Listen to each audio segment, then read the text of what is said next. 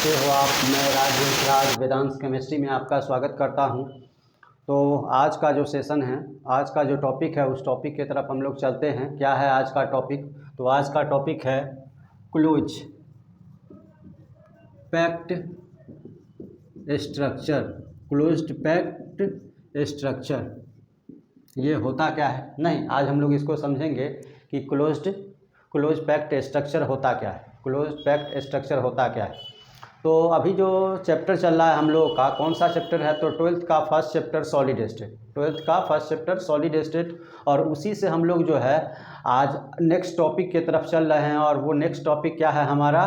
तो close packed structure. Close packed structure नहीं, तो क्लोज पैक्ड स्ट्रक्चर होता क्या है? नहीं, क्लोज पैक्ड स्ट्रक्चर होता क्या है?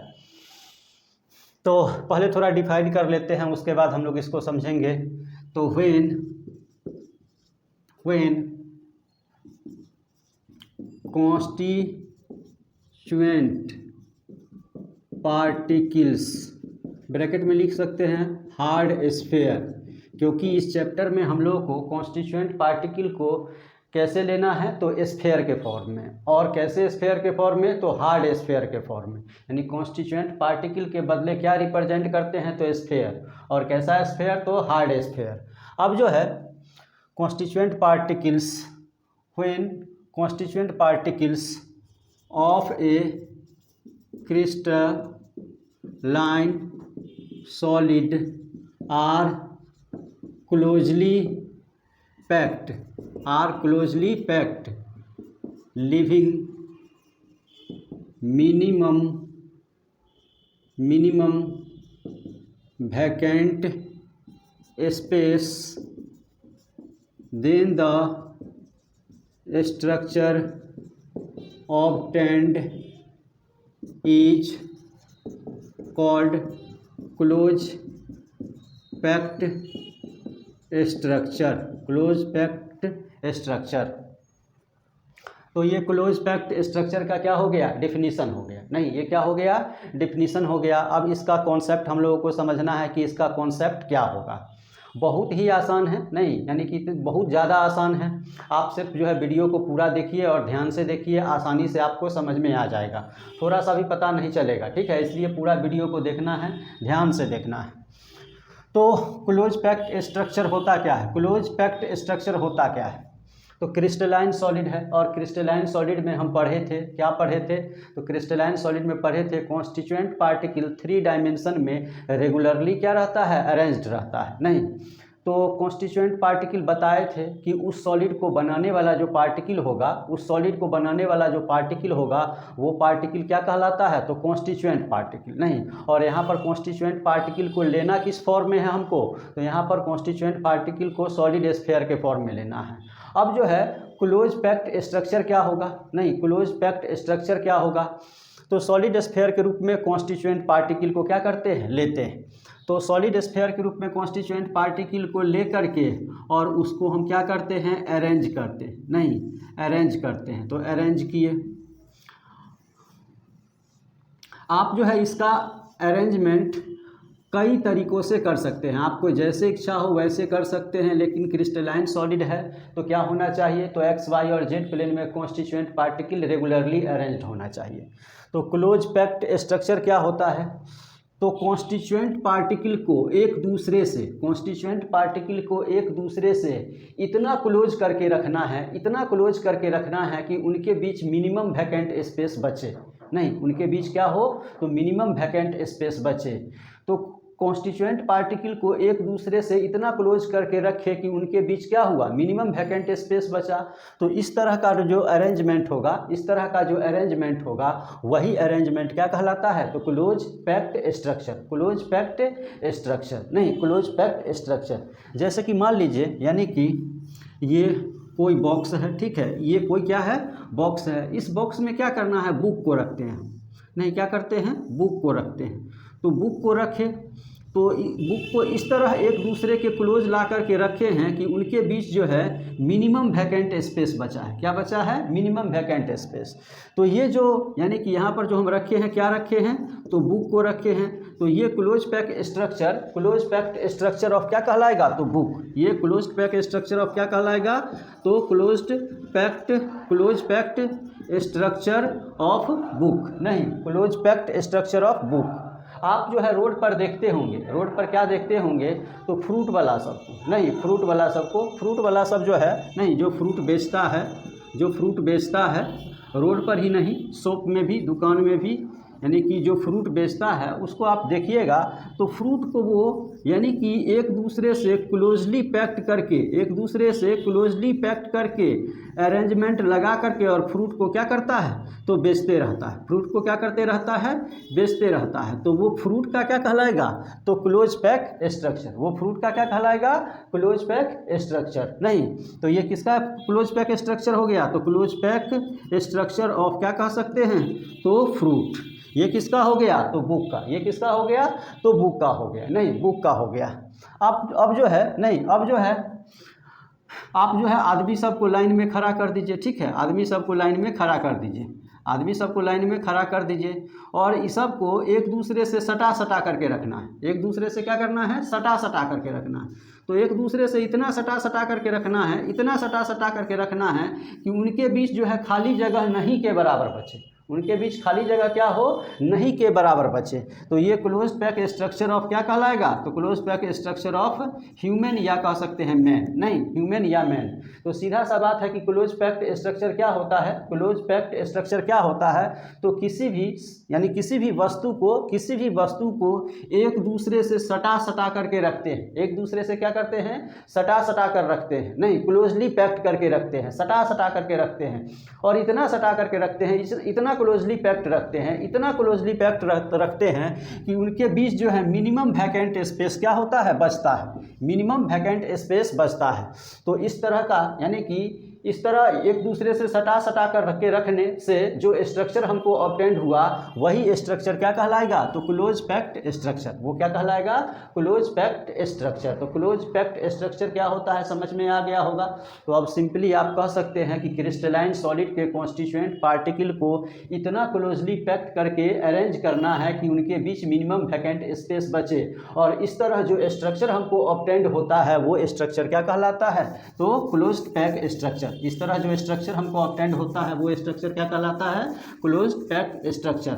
अब जो है ये क्लोज्ड पैक स्ट्रक्चर कितने टाइप का होता है? तो ये 3 टाइप का होता है, नहीं तो कह सकते हैं ये क्लोज्ड पैक स्ट्रक्चर कितने टाइप का? तो 3 टाइप का। It is of 3 types. कौन कौन होता है? तो फर्स्ट में जो है 1 डायमेंशन क्लोज पैकिंग, सेकेंड में 2 डायमेंशन क्लोज पैकिंग, 3 में 3 डायमेंशन क्लोज पैकिंग। फर्स्ट में है 1 dimension close packing. 1 dimension close packing क्या होता है? तो इन दिस क्लोज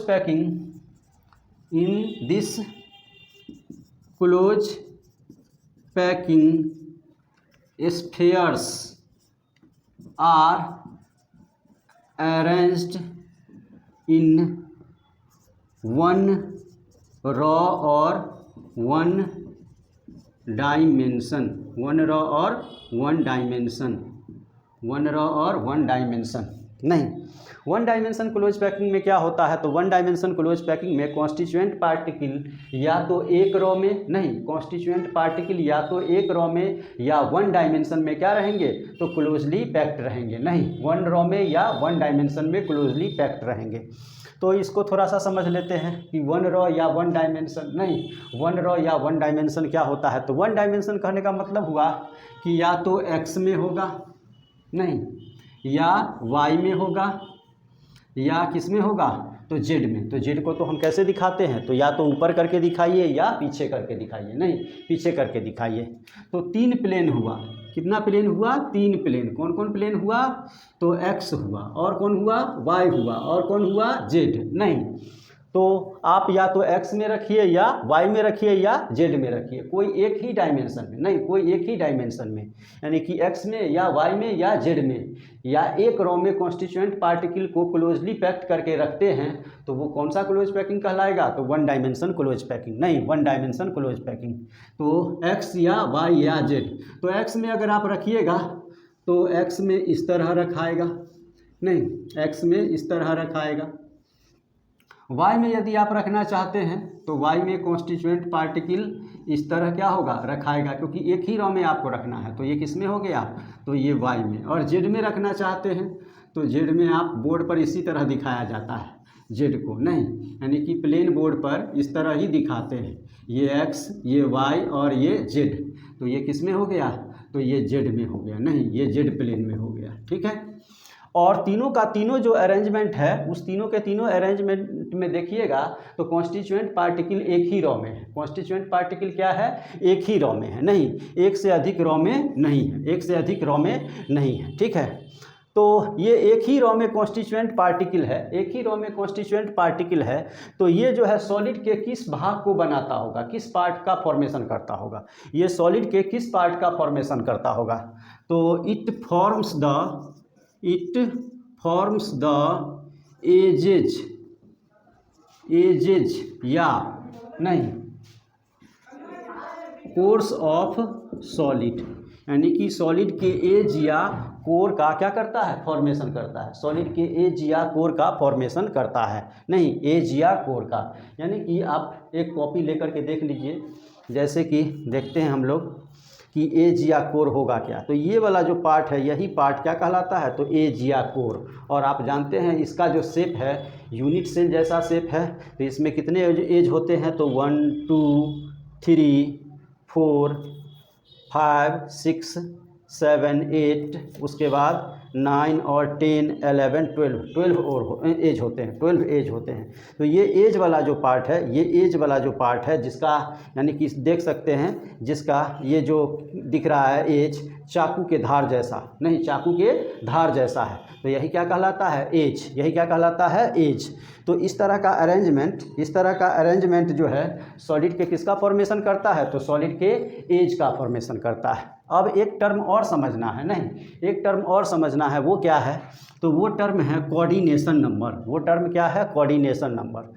तो कोऑर्डिनेशन नंबर हमको आगे भी पढ़ना है, लेकिन कॉन्सेप्ट चूंकि यहीं का है तो हम लोग कॉन्सेप्ट यहीं पर क्या करते हैं? समझ लेते हैं। यानी कि तीनों जो अरेंजमेंट आप देख रहे हैं बोर्ड पर, इस तीनों अरेंजमेंट में कॉन्स्टिट्यूएंट पार्टिकल एक ही रो में है, और कहता भी है कि वन डायमेंशन क्लोज पैकिंग में अरेंजमेंट एक ही रो में या एक ही डायमेंशन में होना चाहिए, तो वो भी है। अब इस अरेंजमेंट में देखना है, पूरे अरेंजमेंट में कि एक स्फीयर को मैक्सिमम कितना स्फीयर डायरेक्टली क्या कर रहा है? टच कर रहा है। नहीं जैसे कि मान लीजिए हम यहाँ पर बैठ गए, ठीक है, हम यहाँ पर क्या किए? बैठ गए। अब जो है यानी कि बैठ गए तो ये ट्रेन का सीट, मतलब ट्रेन का बर्थ है, बर्थ वाला सीट है, और उस सीट पर हम ऐसे क्या किए? बैठ गए। उस सीट पर ऐसे बैठे तो ठीक एक बगल में आदमी इस साइड से आकर के बैठ गया और दूसरा आदमी इस साइड से आकर के बैठ गया। नहीं, तो एक हम यहाँ पर बैठे हुए हैं और हमारे बगल में एक आदमी इधर से और एक आदमी इधर से क्या हुआ? आके बैठ गया। अब दोनों आदमी जो हमारे बगल में बैठा, उसके बगल में भी एक और उसके बगल में भी एक क्या हुआ? बैठ गया। नहीं, लेकिन क्वेश्चन आपसे एराइज किया जाए कि हमको डायरेक्टली कितना आदमी टच कर रहा है, तो आप उसका क्या जवाब दीजिएगा?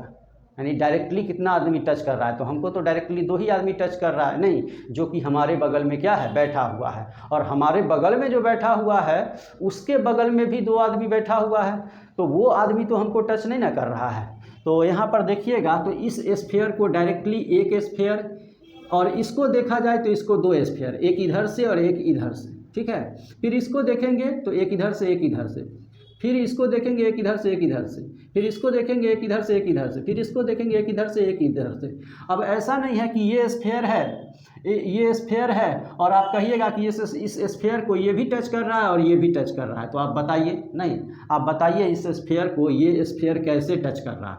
नहीं टच कर रहा है। टच कर रहा है तो ये स्फेयर कर रहा है और ये स्फेयर कर रहा है। तो पूरे स्ट्रक्चर में अगर हम घूम के देखते हैं, पूरे स्ट्रक्चर में यदि हम घूम के देखते हैं तो एक स्फेयर को टच करने वाला मैक्सिमम कितना स्फेयर है, तो 2 ही स्फेयर है।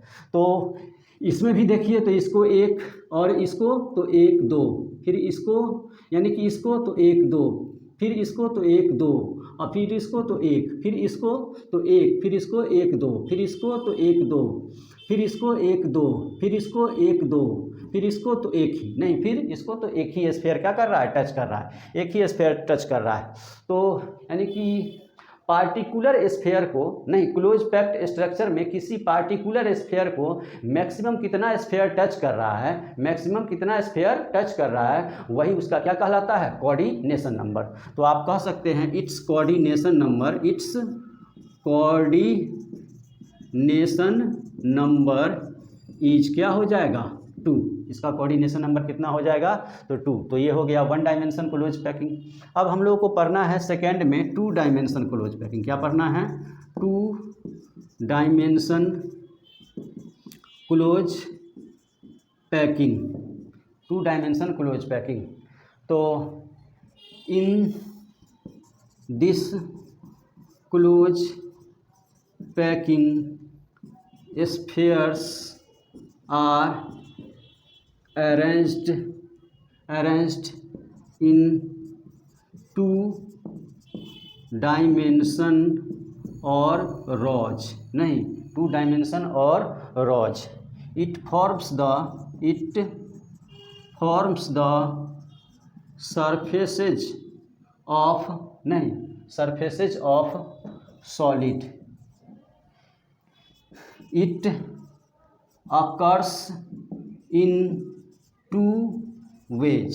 ये कितने तरीके से होता है, तो 2 तरीके से।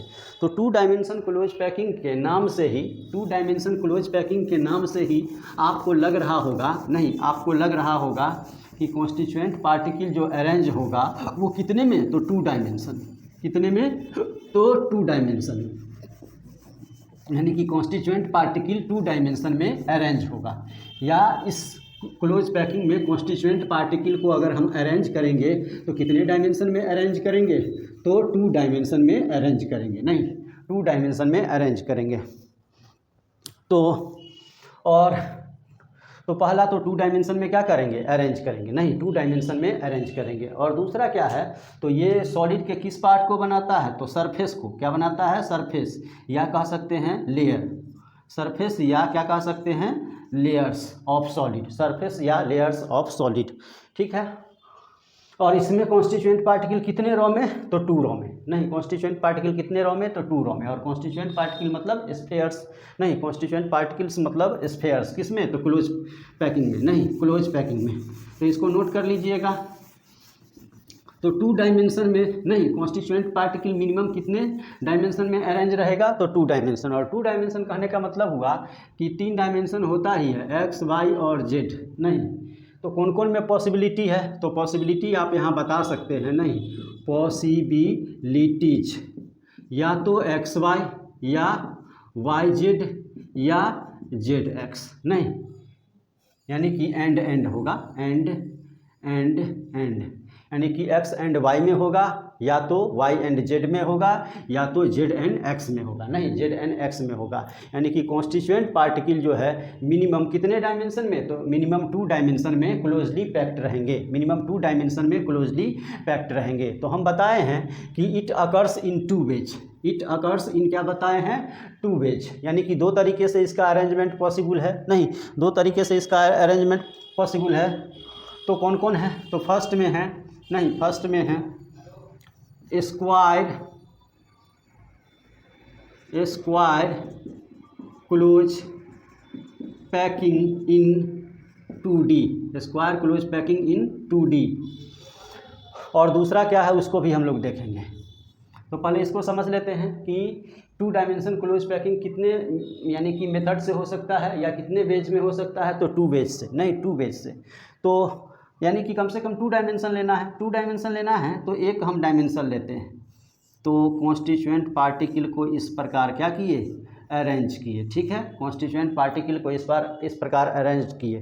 तो ये 1 डायमेंशन में हो गया। और यानी कि 2 डायमेंशन क्लोज पैकिंग के लिए कम से कम कितना डायमेंशन चाहिए, तो 2 डायमेंशन में क्लोज पैकिंग चाहिए। नहीं तो ये एक्स हो गया, वाई में लेते हैं, तो वाई में भी ले लिए हम लोग, वाई में ले लिए, तो 2 डायमेंशन में यहाँ हो गया क्लोज पैकिंग, 2 डायमेंशन में क्लोज पैकिंग हो गया। अब जो है 2 डायमेंशन में क्लोज पैकिंग हो गया, 2 डायमेंशन में क्लोज पैकिंग हो गया,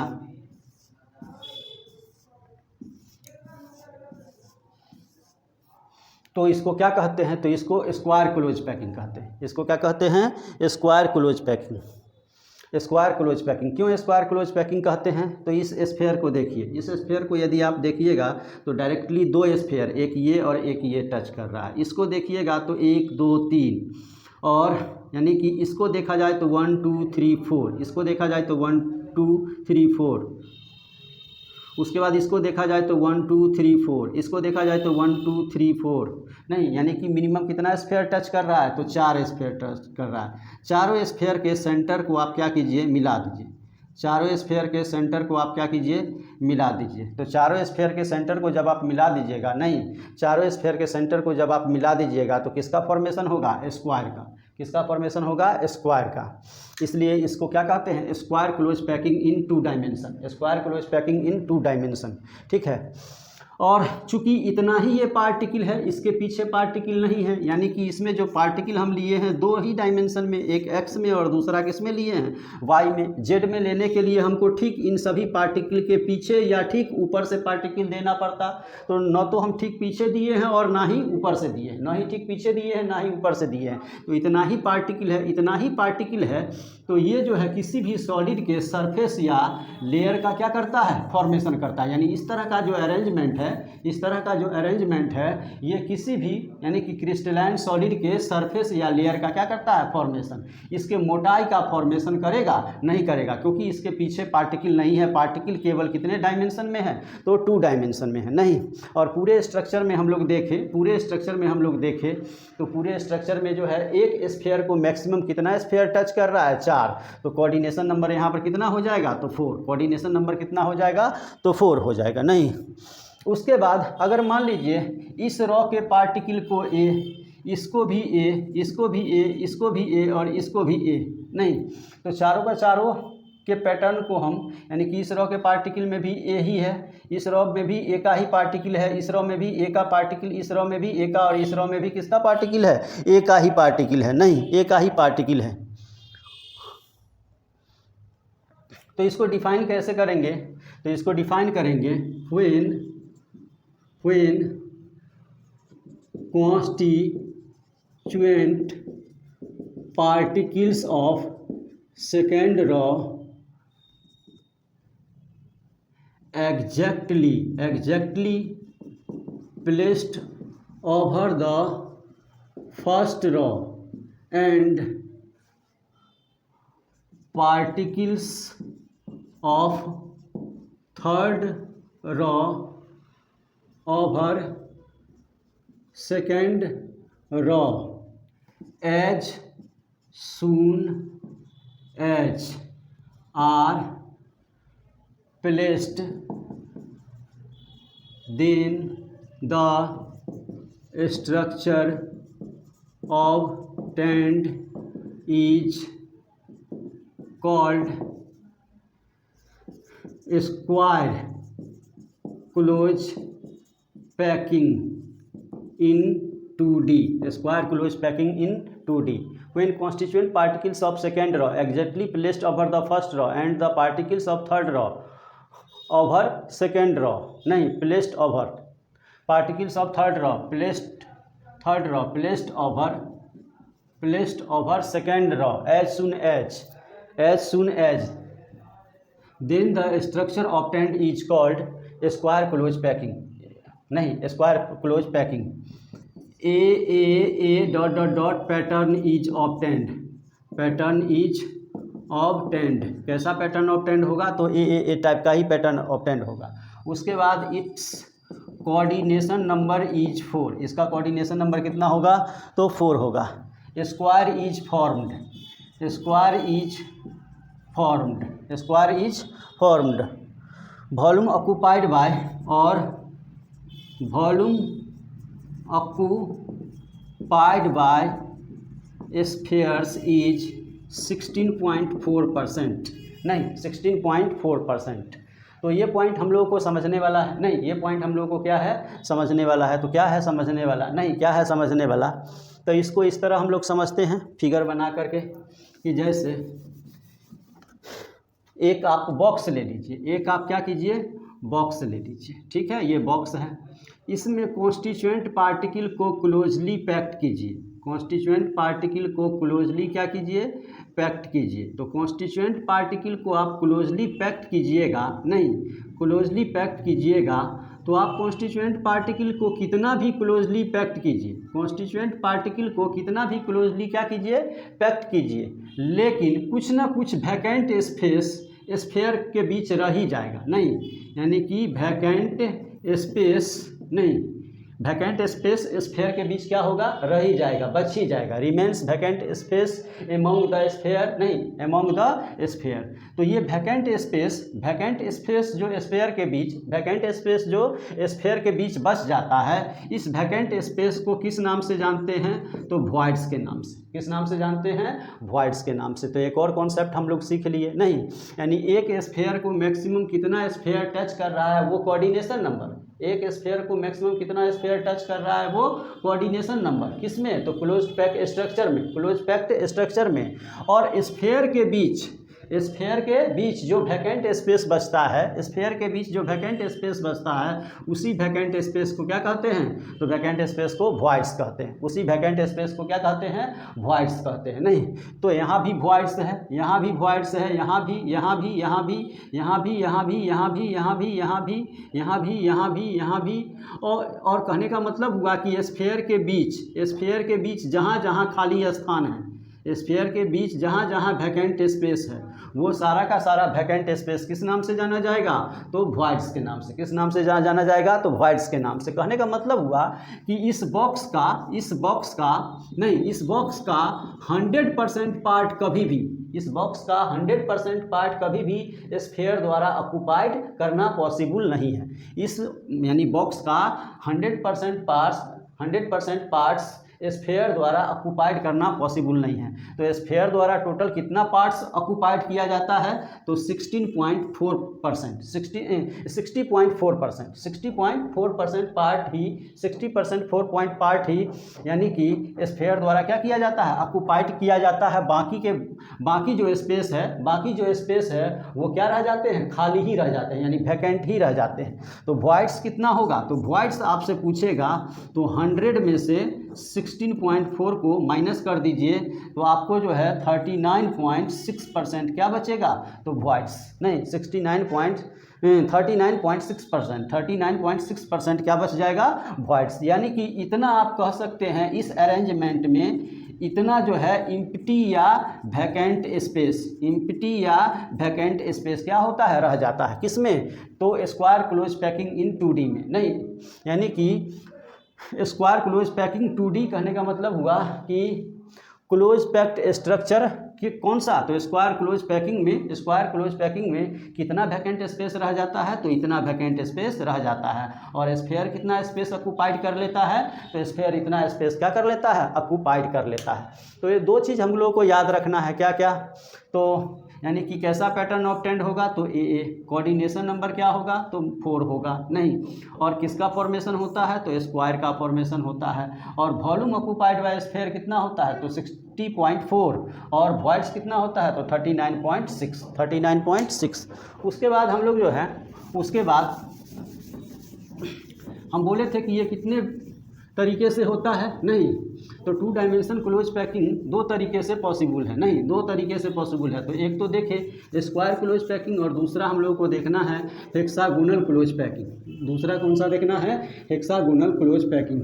यानी कि सिंपल वर्ड्स में आप कह सकते हैं कि 2D क्लोज पैकिंग में 2 डायमेंशन क्लोज पैकिंग में हम स्फीयर को 2 तरीके से क्या कर सकते हैं तो 2 तरीके से रख सकते हैं हेक्सागोनल क्लोज पैकिंग।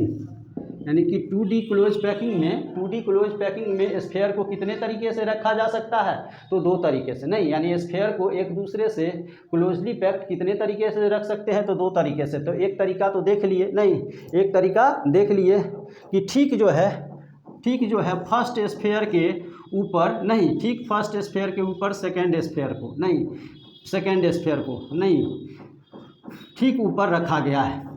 तो इससे किसका फॉर्मेशन होता है, किस तरह के अरेंजमेंट का, तो स्क्वायर क्लोज पैकिंग का, नहीं स्क्वायर क्लोज पैकिंग। उसके बाद हेक्सागोनल क्लोज पैकिंग में क्या होता है, तो सीधा स्ट्रक्चर के द्वारा ही हम लोग समझेंगे। जैसे कि एक तो तरीका था कि स्फीयर को ऐसे यानी ठीक ऊपर क्या करना है, रखते जाना है। तो ठीक ऊपर रखते जाएंगे तो कौन सा क्लोज पैकिंग हमको ऑब्टेंड होगा, तो स्क्वायर क्लोज पैकिंग। कौन सा, तो स्क्वायर क्लोज पैकिंग। अब जो है दूसरा तरीका स्फीयर का रखने का क्या होगा, नहीं स्फीयर को रखने का दूसरा तरीका क्या होगा, तो स्फीयर को रखने का दूसरा तरीका हम लोग देखते हैं। तो स्फीयर को रखने का दूसरा तरीका, ठीक है। अब क्या करते हैं, दोनों स्फीयर के बीच में जो डिप्रेशन है, उस डिप्रेशन में सेकेंड रॉ के, क्योंकि 2 रॉ में रख सकते हैं इसमें, तो 2 रॉ में रख सकते हैं। तो सेकेंड रॉ को, इस 2 स्फीयर के बीच में जो डिप्रेशन है उसमें सेकेंड रॉ के स्फीयर को क्या करते हैं, रखते हैं। सेकेंड रॉ के स्फीयर को क्या करते हैं, रखते हैं, ठीक है। तो थर्ड रॉ में क्या करना पड़ेगा, तो थर्ड रॉ में आप सोच करके बताइए कि क्या करना पड़ेगा। तो थर्ड रॉ में यानी कि सेकेंड रॉ के बीच में जो डिप्रेशन है स्फीयर के बीच, उस डिप्रेशन में जो है स्फीयर सबको क्या करना पड़ेगा, रखना पड़ेगा। उस डिप्रेशन में स्फीयर सबको क्या करना पड़ेगा, रखना पड़ेगा। और फोर्थ रॉ के स्फीयर को कैसे रखेंगे, तो थर्ड रॉ के स्फीयर के बीच जो डिप्रेशन है उस डिप्रेशन में रखना पड़ेगा, ठीक है, उस डिप्रेशन में रखना पड़ेगा। उसी तरह फिफ्थ रो वाले को इस तरह क्या करेंगे, रख देंगे। तो यानी कि शुरू में ही हम लोग देख लिए थे कि 2 डायमेंशन क्लोज पैकिंग सॉलिड के सरफेस या लेयर को ही बनाएगा, नहीं सॉलिड के सरफेस या लेयर को ही क्या करेगा, बनाएगा, चाहे वो स्क्वायर हो या हेक्सागोनल हो, अब जो है यहाँ पर हम लोगों को क्या है समझना, तो कोऑर्डिनेशन नंबर। तो इस स्फीयर को मैक्सिमम, तो एक ये टच कर रहा है, एक ये टच कर रहा है, तो 2 इसको, तो 1 2 3 4, नहीं इसको, तो 1 2 3 4, इसको 1 2 3 4, नहीं इसको 1 2 3 4, लेकिन ऊपर बढ़ते हैं, इसको देखते हैं 1 2 3 4 5 6, नहीं 6, इसको देखते हैं 1 2 3 4 5 6, इसको देखते हैं 1 2 3 4 5 6, इसको देखते हैं 1 2 3 4 5 6, इसको देखते हैं 1 2 3 4 5 6। यानी कि पूरे स्ट्रक्चर में आप घूम लीजिए, पूरे स्ट्रक्चर में आप क्या कीजिए, घूम लीजिए। किसी भी स्फीयर को मैक्सिमम 6 ही स्फीयर क्या कर रहा है, टच कर रहा है। और अब जो है एक और चीज़, तो कोऑर्डिनेशन नंबर 6 हो जाएगा, यानी किसी भी स्फीयर को मैक्सिमम 6 स्फीयर ही टच कर रहा है, तो कोऑर्डिनेशन नंबर 6, तो कोऑर्डिनेशन नंबर हमारा क्लियर हो गया। अब क्या कीजिए कि इस रो के पार्टिकल को A और इस रो के पार्टिकल को B, फिर इस रो के A और फिर इस रो को B, फिर इस रो के A और ठीक ऊपर रहता तो उसका B, नहीं उसका B, क्योंकि ये देखिएगा तो ठीक एक दूसरे के परपेंडिकुलर अलाइंड है, नहीं परपेंडिकुलर क्या है, अलाइंड है, तो A A B B। तो ये किस तरह का, तो आप कह सकते हैं A B pattern is obtained, यानी कि इस तरह के अरेंजमेंट में किस तरह का पैटर्न ऑब्टेंड होता है, तो ए बी पैटर्न ऑब्टेंड होता है, ठीक है, ए बी पैटर्न ऑब्टेंड होता है। उसके बाद इट्स कोऑर्डिनेशन नंबर इज क्या हो जाएगा, तो 6, इसका कोऑर्डिनेशन नंबर क्या हो जाएगा, 6। और हेक्सागोन इज फॉर्म्ड, उसके बाद volume occupied by spheres is 52.4%। Clear है। हेक्सागोन कैसे बनता है, नहीं हेक्सागोन कैसे बनता है, तो इस स्फीयर के चारों तरफ लीजिए, सभी स्फीयर का सेंटर क्या करना है, मिला देना है। सभी स्फीयर का सेंटर मिलाइएगा तो जो ये स्ट्रक्चर बन रहा है, ये स्ट्रक्चर किस नाम से जाना जाता है, तो इस स्ट्रक्चर को हेक्सागोन कहते हैं। इस स्ट्रक्चर को क्या कहते हैं, हेक्सागोन कहते हैं, ठीक है, हेक्सागोन कहते हैं। तो ये हो गया हेक्सागोन का कैसे फॉर्मेशन होता है। अब वॉल्यूम ऑक्यूपाइड बाय स्फीयर, तो ये हम अभी जस्ट पीछे हम बताए हैं कि वॉल्यूम ऑक्यूपाइड बाय स्फीयर का मतलब क्या होता है। नहीं, यानी कि स्फीयर के द्वारा मैक्सिमम स्पेस कितना ऑक्यूपाइड किया गया है, मैक्सिमम स्पेस कितना ऑक्यूपाइड किया गया है, वही क्या कहलाता है, तो वॉल्यूम ऑक्यूपाइड बाय स्फीयर्स। तो वॉइड्स कितना हो जाएगा, तो वॉइड्स निकालने का हम बताए हैं 100 माइनस 52.4, माइनस करके आप निकाल करके बताइएगा कमेंट बॉक्स में कितना इसका होगा। ठीक है, तो ये हो गया 2 डायमेंशन क्लोज पैकिंग, नहीं 2 डायमेंशन क्लोज पैकिंग। अब हम लोग सब चलते हैं किस में, तो 3 डायमेंशन क्लोज पैकिंग।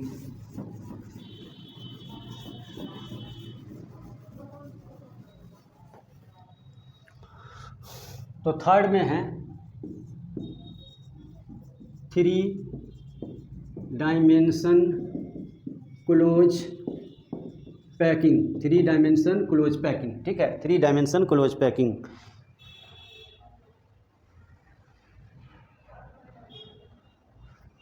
तो it is obtained by placing 2D layers one above the another, one above the another। उसके बाद all real structures are 3D structures। उसके बाद it is of 2 types, नहीं, फर्स्ट में क्या है, तो फर्स्ट में है 3D close packing from 2D square close packing, 2D square close packing, नहीं 2D square close packing. In this close packing the second layer is, in this close packing the second layer is placed over the first layer,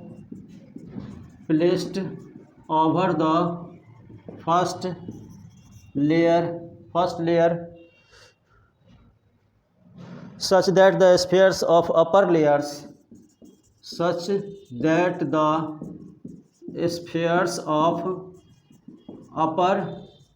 layers, upper layers are exactly above the first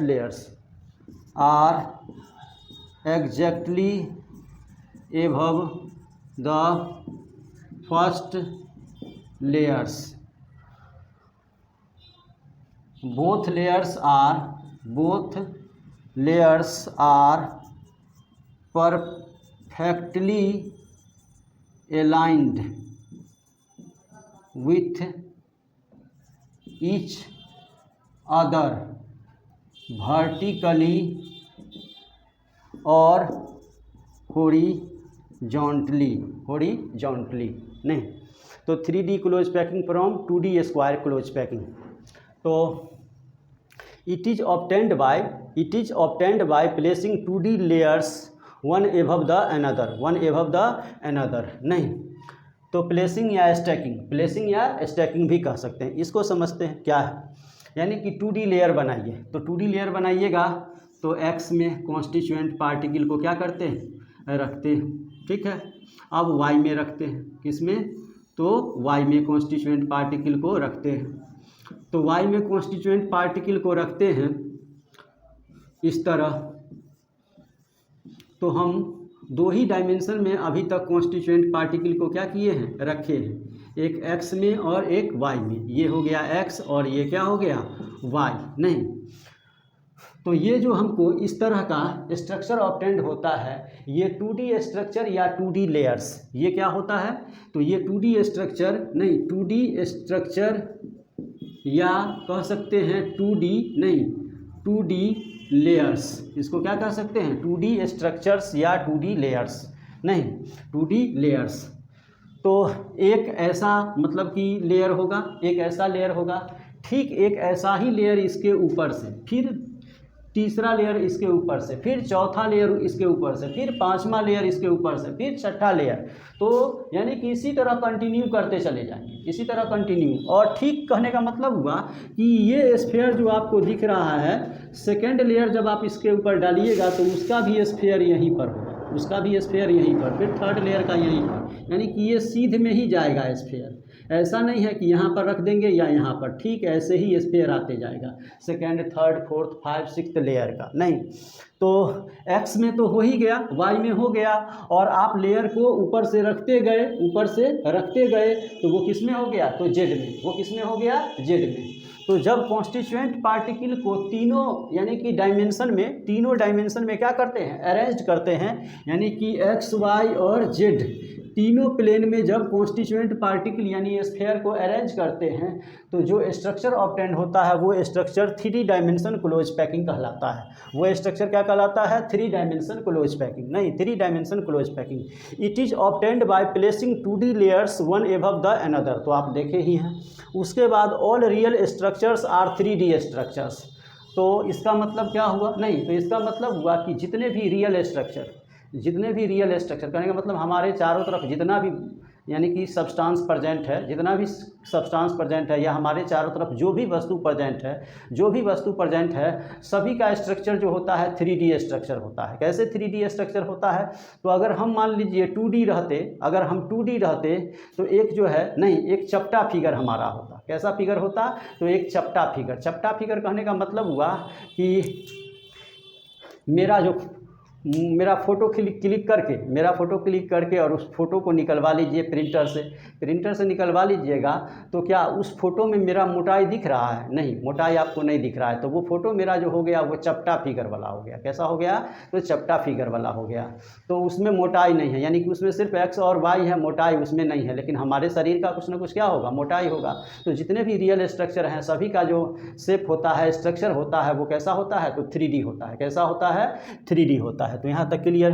उसके बाद 3D close packing from 2D square close packing. तो ये जो हम बनाए हैं, किससे बनाए हैं, तो 2D स्क्वायर क्लोज पैकिंग से, 2D स्क्वायर क्लोज पैकिंग से। In this close packing the second layer is placed over the first layer such that the spheres of upper layers are exactly above the first layers. Both layers are perfectly aligned with each other vertically and horizontally.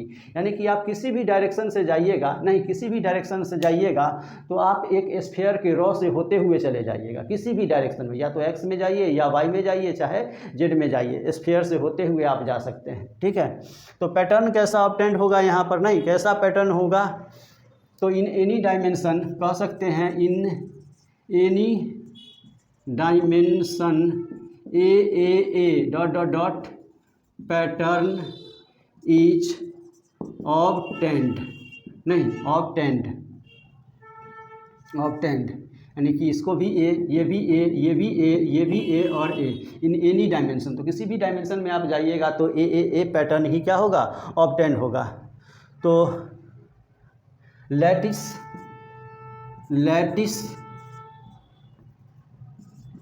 Generated is क्या होगा, तो simple cubic lattice. Unit cell कैसा होगा, तो unit cell जो होगा इसमें वो प्राइमिटिव यूनिट सेल, नहीं हम लोग क्रिस्टल लैटिस पढ़े थे। क्या पढ़े थे, क्रिस्टल लैटिस। यानी कि क्रिस्टल लैटिस क्या था, तो हम बताए थे उसमें कि जितने भी क्रिस्टलाइन सॉलिड हैं उसका जो है सो डायमेंशन अगर चेंज करेंगे, तो डायमेंशन चेंज करने पर हमको जो है सो कितने टाइप का ज्योमेट्रिकल शेप ऑब्टेंड हो सकता है, तो मैक्सिमम 7 टाइप का ही ज्योमेट्रिकल शेप ऑब्टेंड हो सकता है। वही 7 टाइप का जो ज्योमेट्रिकल शेप ऑब्टेंड होता है उसी को क्या कहते हैं, क्रिस्टल सिस्टम। तो यहाँ पर जो लैटिस जनरेटेड होगा, नहीं या क्रिस्टल सिस्टम जनरेटेड होगा, वो कैसा होगा, तो सिंपल क्यूबिक लैटिस। कैसा होगा, तो सिंपल क्यूबिक लैटिस होगा। और यूनिट सेल कैसा होगा, तो प्राइमिटिव होगा। उसके बाद कोऑर्डिनेशन नंबर इसका कितना होगा, तो कोऑर्डिनेशन नंबर 6। कोऑर्डिनेशन नंबर कितना, तो 6 हो जाएगा। ठीक है, कोऑर्डिनेशन नंबर 6 हो जाएगा। उसके बाद volume occupied by spheres is equal to 52%, नहीं तो वॉइड कितना होगा, तो वॉइड्स हम बताए हैं 100 माइनस 52 यानी कि 48%, क्या हो जाएगा 48%। उसके बाद लास्ट पॉइंट है, लास्ट पॉइंट क्या है इसी का, cubical voids are present between two layers, दो लेयर के बीच कौन सा वॉइड्स प्रेजेंट रहता है, तो क्यूबिकल वॉइड्स, नहीं क्यूबिकल वॉइड्स। तो हम वॉइड्स पहले समझे हैं कि वॉइड्स क्या होता है, तो वॉइड्स जो है, नहीं वॉइड्स जो है स्फेयर के बीच वैकेंट स्पेस होता है, स्फेयर के बीच क्या होता है, वैकेंट स्पेस होता है। तो cubical voids are present between two layers, तो टू लेयर के बीच जो वॉइड पाया जाता है वो कौन सा वॉइड होता है, तो क्यूबिकल वॉइड। कौन सा वॉइड होता है, तो क्यूबिकल वॉइड। नहीं, उसके बाद एग्जाम्पल इसका क्या होगा, तो एग्जाम्पल इसका होगा पोलोनियम, नहीं पोलोनियम, यानी कि इस तरह का क्लोज पैकिंग कौन दिखाता है, तो इस तरह का क्लोज पैकिंग केवल पोलोनियम दिखाता है। इस तरह का क्लोज पैकिंग कौन दिखाता है, पोलोनियम। अब जो है यानी कोऑर्डिनेशन नंबर यहाँ पर थोड़ा सा समझ लेते हैं, कोऑर्डिनेशन नंबर का कॉन्सेप्ट क्लियर कर लेते हैं। तो कोऑर्डिनेशन नंबर का कॉन्सेप्ट क्लियर कीजिएगा, नहीं तो इस स्फेयर को कितना स्फेयर का टच कर रहा है डायरेक्टली, तो 1 2 3 4, ठीक है। अब जो है इस स्फेयर के ठीक पीछे एक स्फेयर डालें, ठीक पीछे स्फेयर डालें, तो इस स्फेयर को और अब कितना स्फेयर टच कर रहा है, तो 6, नहीं लेकिन ये इसके पीछे और इसके पीछे और इसके पीछे और इसके पीछे जो स्फेयर है वो इस स्फेयर को टच कर रहा होगा, तो नहीं टच कर रहा होगा, ठीक है, नहीं टच कर रहा होगा। तो उसी तरह इस स्फेयर के ठीक ऊपर से एक स्फेयर डालेंगे तो वो स्फेयर इसको टच करेगा, लेकिन इस स्फेयर के ऊपर से, इस स्फेयर के ऊपर से, इस स्फेयर के ऊपर से और इस स्फेयर के ऊपर से जो स्फेयर होगा, नहीं जो स्फेयर होगा वो इसको टच नहीं कर रहा होगा। तो पहले से 4 तो टच कर रहा है और ठीक एक इसके नीचे से, ठीक एक उसके ऊपर से जो टच कर रहा है, तो टोटल कितना हुआ, तो 6 स्फेयर, इसलिए इसका कोऑर्डिनेशन नंबर कितना होता है, तो 6 होता है।